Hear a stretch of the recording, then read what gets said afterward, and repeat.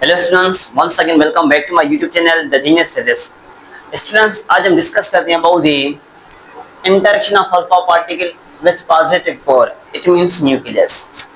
तो हमने previous lecture में जे थॉमसन मॉडल के हवाले से और जो रदरफोर्ड ने काम किया था, जो जे थॉमसन को जो रदरफोर्ड ने गलत साबित किया था, जो सारा काम रदरफोर्ड ने किया था और उसके जो स्टूडेंट्स थे गीगर और मर्सडीन, दोनों ने जो मिलकर काम किया था वो हमने सारा डिस्कस कर लिया है।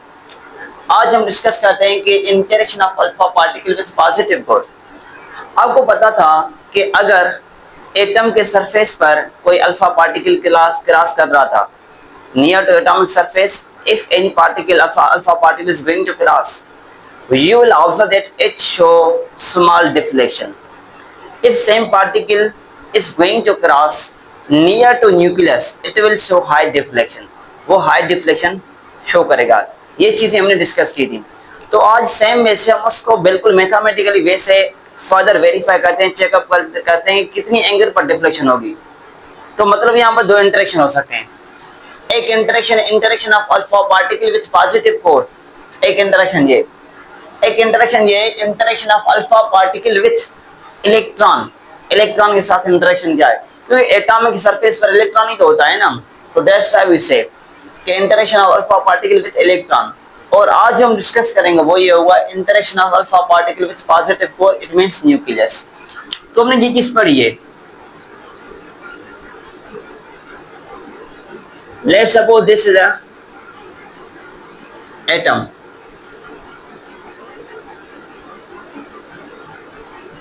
ये क्या है, हमारे पास एक एटम है।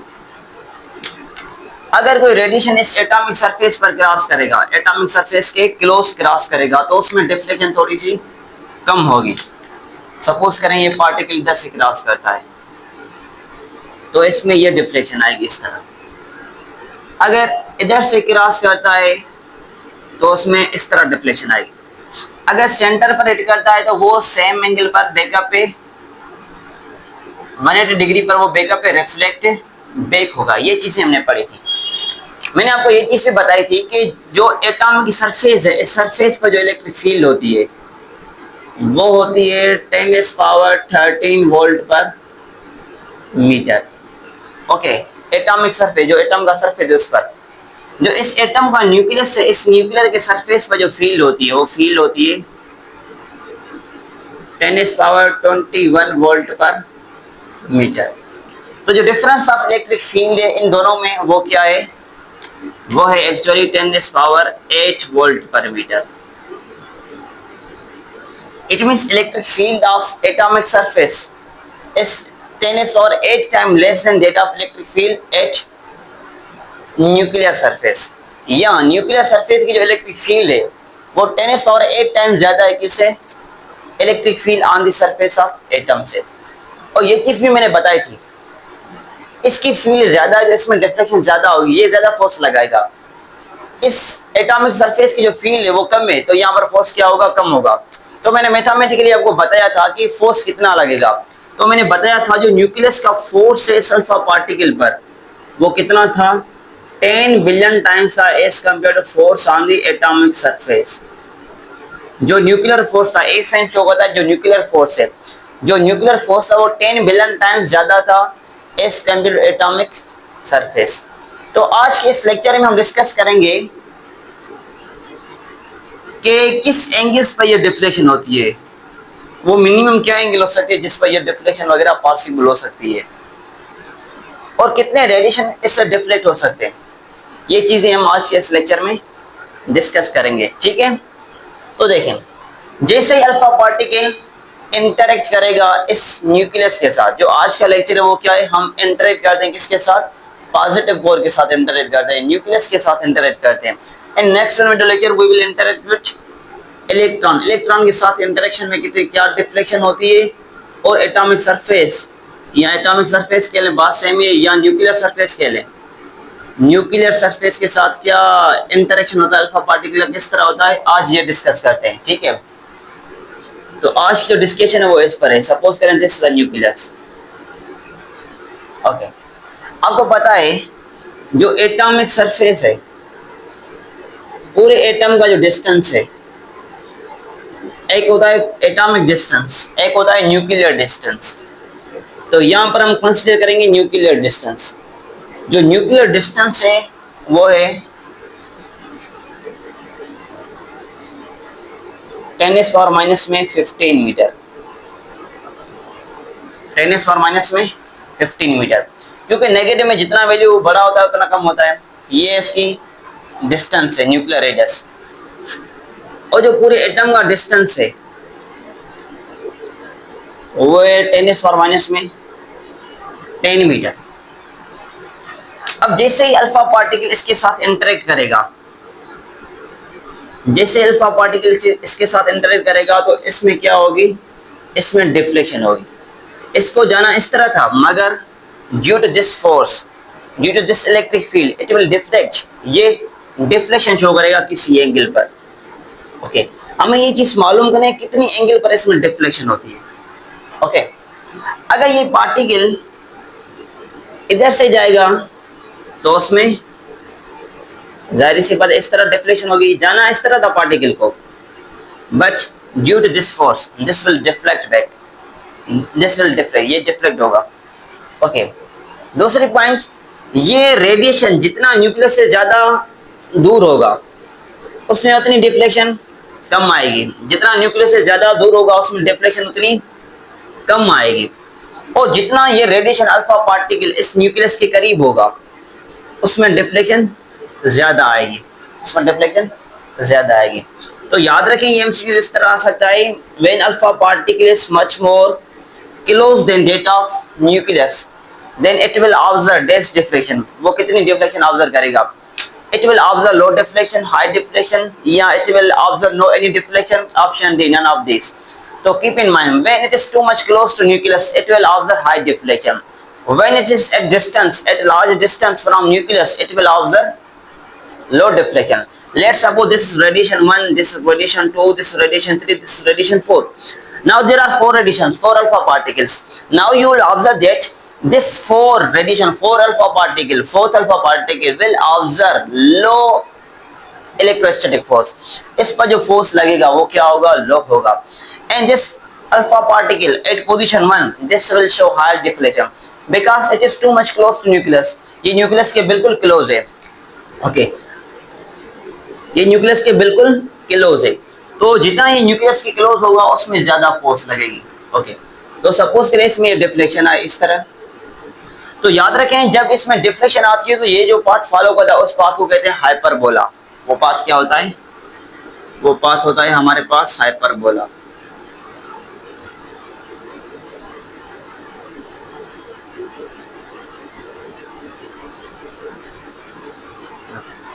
तो यहाँ पर ये चीज ऑब्जर्व की गई कि कुछ रेडिएशंस में, सम रेडिएशंस ऐसे हैं जिनमें डिफ्लेक्शन हो रही है, सम रेडिएशंस ऐसे भी हैं जो 180 डिग्री पर बैकअप में रिफ्लेक्ट बैक होते हैं। ये रेडिएशन आपने भेजा वो बैकअप या 180 डिग्री पर, कुछ हमें ये भी ऑब्जर्वेशन मिली। तो इससे ये चीज हमें मिले, ये आइडिया मिला कि जो एटॉमिक मास है, जो सारे एटम का मास है वो किसी पर्टिकुलर प्लेस पर अवेलेबल है। कुछ रेडिएशंस ऐसे भी हैं जो क्रॉस करके जाते हैं बिल्कुल विदाउट एनी डिफ्लेक्शन, वो क्रॉस कर लेते हैं, ठीक है। और कुछ ऐसे भी रेडिएशंस हैं जिनमें डिफ्लेक्शन होती है। जो रेडिएशन क्रॉस कर रहे हैं तो उससे ये आइडिया मिलता है कि इस एटम के अंदर एम्प्टी स्पेस भी अवेलेबल है, इसमें ये एम्प्टी स्पेस है। इधर से रेडिएशन विदाउट डिफ्लेक्शन क्रॉस करेगा, मगर जब इसके सेंटर पर हिट करेगा इट विल शो डिफ्लेक्शन, इसमें डिफ्लेक्शन होगी, बल्कि इसमें रिफ्लेक्शन होगी। जगह से अगर सेंटर पर हिट करता है तो इसमें क्या होगी, इसमें रिफ्लेक्शन होगी। अगर सेंटर से साइड पर हिट करता है तो इसमें डिफ्लेक्शन होगी। So keep in mind, when alpha particle is going to hit at the centre of nucleus, when alpha particle hit at the centre of nucleus it will show reflection, when alpha particle is close to nucleus it will show deflection. So deflection and reflection are both different things. Okay, तो ये चीज भी observe की गई कि सम radiations 180 degree पर भी गए, और ये भी ऑब्जर्व किया गया कि सम रेडिएशंस 90 डिग्री पर भी रिफ्लेक्ट बैक हुए। किस एंगल पर, 90 डिग्री पर भी रिफ्लेक्ट बैक हुए। इन चीजों को हम वेरीफाई कर लेते हैं कैसे। तो ये भी आपको माइंड होना चाहिए, ये जो फोर्स लग रहा है इन पर, चाहे परपेंडिकुलर फोर्स है या किसी भी एंगल पर जो फोर्स लग रहा है, this force is very for short interval of time. ये force short interval of time के लिए, जब force short interval of time के लिए लगे तो उसको हम कहते हैं दिस इज एक्चुअली मोमेंटम, उसको कहते हैं जर्क। ओके, उसको कहते हैं जर्क। तो हमने ये चीज पढ़ी है, delta P is equal to F into delta T, ये चीज हमने पढ़ी है। तो आपको पता है कि यहाँ पर फोर्स कौन सा है, force is actually 1/4 pi epsilon not. हमने वैसे तो पढ़ा है के क्यू अपान आर स्क्वायर, के Q1 Q2 अपान में आर स्क्वायर, ये हमने जनरल फोर्स पढ़ा है, इलेक्ट्रोस्टैटिक फोर्स। मगर यहाँ पर अल्फा पार्टिकल है, अल्फा पार्टिकल का जो चार्ज होता है वो क्या होता है, 2e होता है। तो हम लिख सकते हैं कि 2ze स्क्वायर अपान में आर स्क्वायर, ये फोर्स लगेगा इस पर। तो अब ये फोर्स प्लेस करें, delta P is equal to force क्या है 1/4 pi epsilon naught 2ze square upon में आर। अच्छा, ये जो डिस्टेंस है यहाँ तक, ये पूरा डिस्टेंस आर है। जब इसमें फोर्स लगेगा तो इसमें डिफ्लेक्शन आएगी, तो सपोज करें इसका डिस्टेंस बढ़ गया, वो हो गया 2r, वो डिस्टेंस क्या हो जाएगा इसका 2r। तो जो न्यूक्लियर डिस्टेंस है वो क्या है, वो है r, r square into delta T. अच्छा, अब डेल्टा टी का वैल्यू निकालते हैं। डेल्टा टी किस तरह निकल सकती है, हमने ये चीज पढ़ी है, S is equal to V into delta T. हमें डेल्टा टी चाहिए, delta T will becomes equal to S upon में वी। तो एस क्या है, this S is actually R, ये क्या है आर है, but after deflection this R will becomes equal to 2r, ये डबल हो जाएगी क्योंकि डिफ्लेक्शन जब होगी तो रेडिएशन ज्यादा ऊपर जाएगा, मतलब जो आर है वो क्या हो जाएगा डबल, ज्यादा डिफ्लेक्शन होगी 2r अपान में वी। तो हम इस वैल्यू को इधर प्लेस कर सकते हैं, delta P is equal to 1/4 pi epsilon naught 2ze square upon में आर स्क्वायर। डेल्टा टी का वैल्यू क्या है हमारे पास, वो है 2r अपान में वी। आर स्क्वायर और आर कैंसिल हो जाएंगे, 2 × 2 you will get 4, 2 × 2 you will get 4ze square upon में 4 pi epsilon naught r into V. Okay, ये हमें क्या मिला इसका, चेंज इन मोमेंटम मिला इसका। ओके, अब देखें 4 भी क्या है, कांस्टेंट है, z क्या है, ये z भी कांस्टेंट है, e भी कांस्टेंट है, एप्सिलॉन नॉट भी कांस्टेंट है, और ये जो अल्फा पार्टिकल आ रहा है जिस वेलोसिटी के साथ, इसकी वेलोसिटी है 2 × 10⁻⁶ मीटर पर सेकंड। समटाइम्स 10⁻⁷ भी लिखा होता है, 10⁻⁷ 6 भी लिखा होता है, ठीक है, ये इसकी रफ्तार है। तो ये चीजें क्या है, कांस्टेंट है। जब ये फोर्स लगेगा तो किसमें तब्दीली आएगी, इसके आर में तब्दीली आएगी। ओके, इसके आर में तब्दीली आएगी। तो हमने ये चीज पढ़ी है कि theta is equal to less than equal to rate of change of momentum, sorry change of momentum upon में ओरिजिनल मोमेंटम, ये चीज हमने पढ़ी है। तो हम यहाँ से ये चीज एनालाइज कर सकते हैं, delta P upon B, delta P का वैल्यू क्या है हमारे पास, वो ये है, वो वैल्यू प्लेस करें 4ze स्क्वायर अपान में 4 pi epsilon naught r into V upon में p है momentum. This momentum is actually momentum of alpha particle. ये किसका मोमेंटम है, ये अल्फा पार्टिकल का मोमेंटम है। आपको पता है कि momentum of alpha particle is equal to mv, capital M लिखेंगे, ठीक है। तो ये हमें मिल जाएगा। याद रखें जो हमारे पास E है, E क्या है, कांस्टेंट है, 1.6 × 10⁻⁻19 कूलम, ये भी कांस्टेंट है, और 1/4 पाई एप्सिलॉन नॉट के कूलम्स कांस्टेंट, ये भी कांस्टेंट वैल्यू है। और जो हमारे पास R है, this R is actually constant, वो है 10⁻⁻10, ओके 10⁻⁻10, ये भी कांस्टेंट है। अगर बात की जाए V की, तो V का वैल्यू भी क्या है, V का वैल्यू भी हमारे पास कांस्टेंट है, 2 × 10⁻⁶ मीटर पर सेकंड। तो सारे टर्म्स हमारे पास क्या है, कांस्टेंट है। अच्छा, जो एम है, this M is actually mass of alpha particle, ये क्या है, अल्फा पार्टिकल का मास है, ये बराबर होता है नियर अबाउट 6.67 × 10⁻⁻27 kg। ये अल्फा पार्टिकल का क्या है, मास है। तो ये सारे वैल्यू हमारे पास क्या है, कांस्टेंट है। आप जब इसको सॉल्व करेंगे तो आपको जो वैल्यू मिलेगा एंगल का नियर अबाउट वो होगा 3 इंटू 10⁻⁻4 रेडियन। किसके बराबर होगा, 3 इंटू 10⁻⁻4 रेडियन। या हम इसको लेते हैं near about theta less than और इक्वल टू, आप इसको इस तरह लिख सकते हैं नियर अबाउट इक्वल टू इसके बराबर है, ठीक है। अब इसको इस तरह लिख सकते हैं डिग्री में 0.02 डिग्री, ओके। तो ये वैल्यू इस एंगल पर इसमें डिफ्लेक्शन हुई है, इस एंगल पर इसमें क्या हुई है, डिफ्लेक्शन हुई है।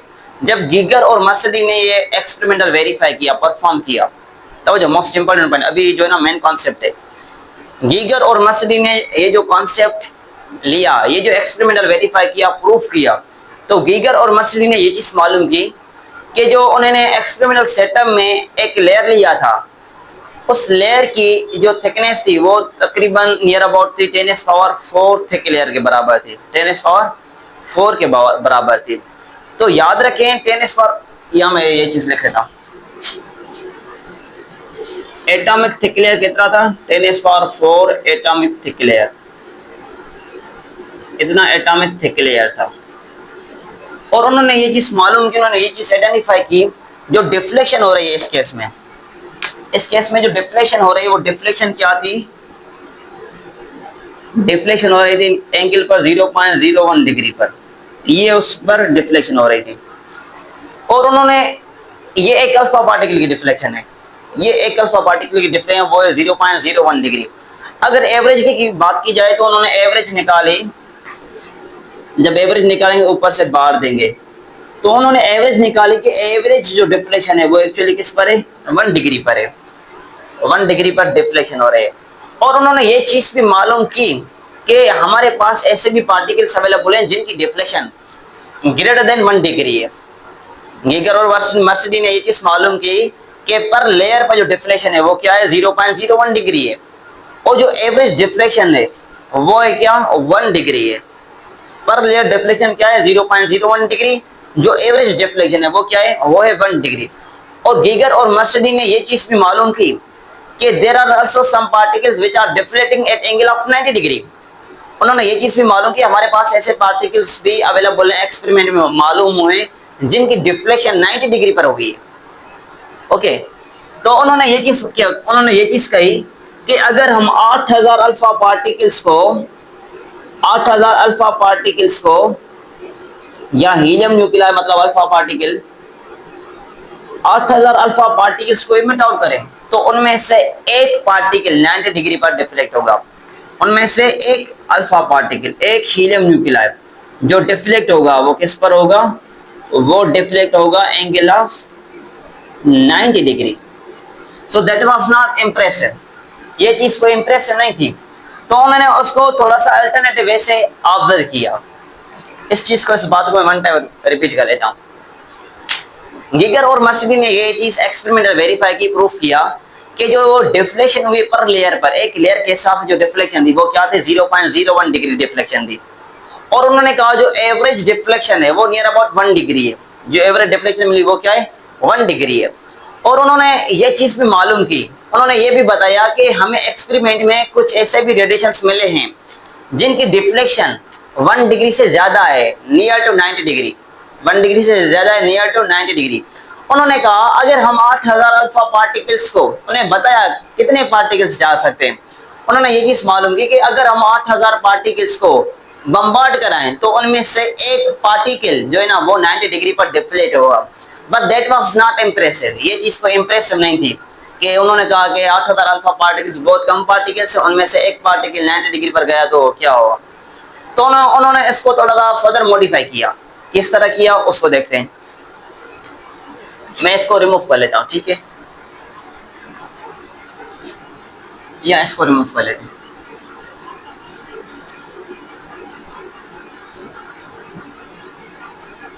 उन्होंने इस चीज को वेरीफाई किया कैसे, उन्होंने ये चीज देखी, उन्होंने ये फार्मूला दिया,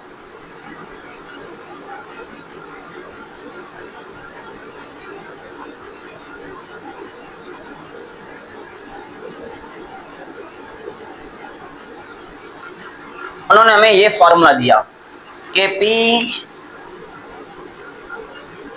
greater or equal to theta minus 90, ये एंगल 90 डिग्री है, ये थीटा क्या है 90 डिग्री, जो रेडिएशन 90 पर डिफ्लेक्ट हुआ है वो लिखते हैं थीटा, और जो एवरेज डिफ्लेक्शन हुई वो 1 डिग्री पर हुई है, एवरेज डिफ्लेक्शन किस पर हुई है 1 डिग्री पर, ये मेंशन है यार। तो उन्होंने इस तरह से मालूम किया कि यार जो आप कह रहे हैं कि 8000 पार्टिकल्स अगर हम एमिट आउट करें, बम्बार्ड करें, तो उनमें से एक पार्टिकल 90 डिग्री पर जाएगा, तो उन्होंने ये चीज लिखी है बुक में, that is not impressive collision, that is not much more impressive result, ये ज्यादा इम्प्रेसिव रिजल्ट नहीं है। उन्होंने इस चीज को इस तरह एक्सप्लेन किया, देखते हैं।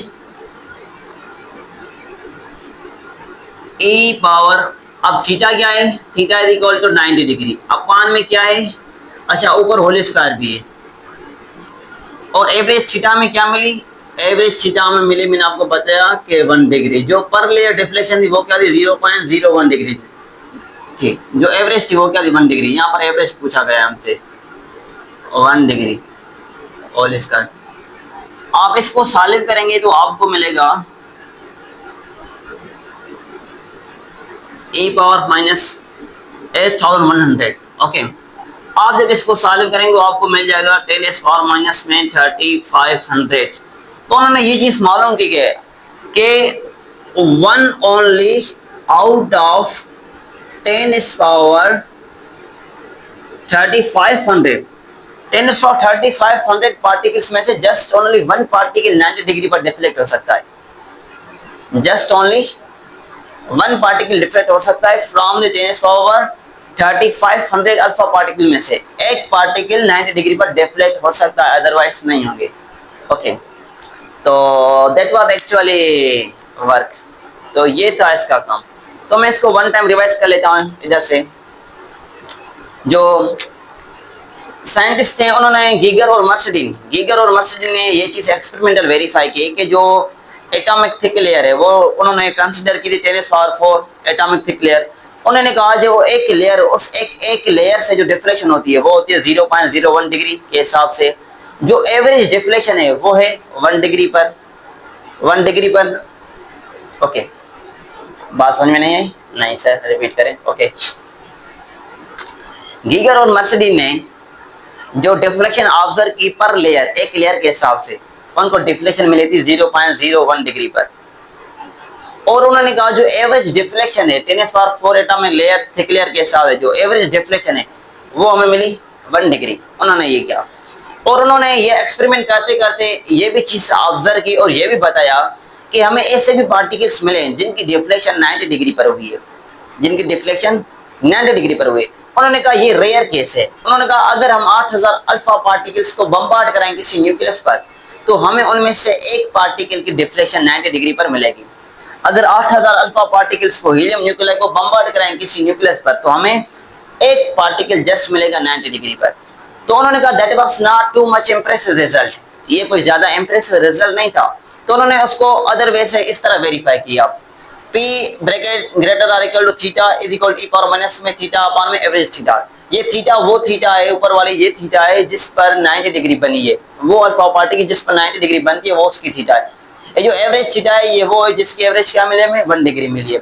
तो इन्होंने जब ये सारा काम किया तो उनको फर्दर ये मॉडिफाइड फॉर्म मिला कि अगर हम 10 पावर 3500 अल्फा पार्टिकल्स को इमिट आउट कराएं तो उनमें से एक पार्टिकल की डिफ्लेक्शन 90 डिग्री पर होगी।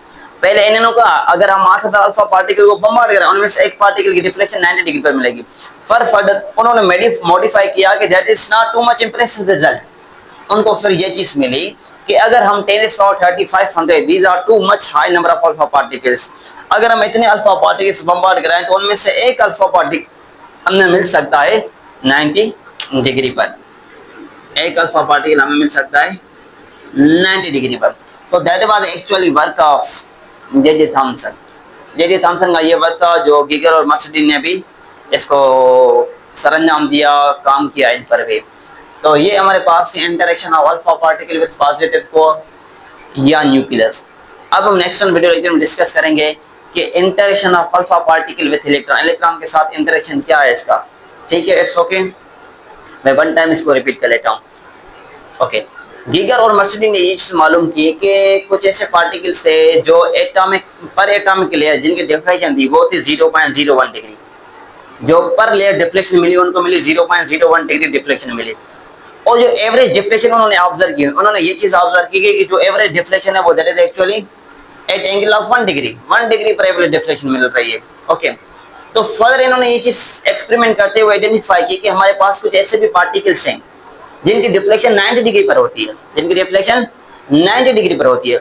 उन्होंने कहा अगर हम 8000 अल्फा पार्टिकल्स को बम्बार्ड कराएं, कितने पार्टिकल्स, 8000 पार्टिकल को बम्बार्ड कराएं, तो 8000 अल्फा पार्टिकल में से एक पार्टिकल 90 डिग्री पर जा सकता है। तो उन्होंने कहा that is not too much impressive result, ये ज्यादा कोई इंप्रेसिव रिजल्ट है नहीं। तो उन्होंने क्या किया, फर्दर इसको मॉडिफाइड किया। कैसे मॉडिफाइड किया, इस तरह मॉडिफाइड किया, ये सिचुएशन थी। तो उन्होंने फाइनली ये रिजल्ट निकाला कि अगर हम 10⁻3500 अल्फा पार्टिकल बम्बार्ड करें किसी न्यूक्लियस पर, 10⁻3500 अल्फा पार्टिकल्स बम्बार्ड करें किसी न्यूक्लियस पर, तो हमें उनमें से एक पार्टिकल मिलेगा किस एंगल पर, 90 डिग्री पर। पहले 8000 अल्फा पार्टिकल बम्बार्ड कराएं, फिर उन्होंने कहा 10⁻3500 अल्फा पार्टिकल्स बम्बार्ड कराएंगे तो आपको एक पार्टिकल किस एंगल पर मिलेगा, वो मिलेगा 90 डिग्री पर मिलेगा। So that's was all about interaction of alpha particle with positive core or nuclear. So keep connected us in inshallah next video lecture we will discuss about the interaction of alpha particle with atomic surface, it means electrons. Okay, thank you.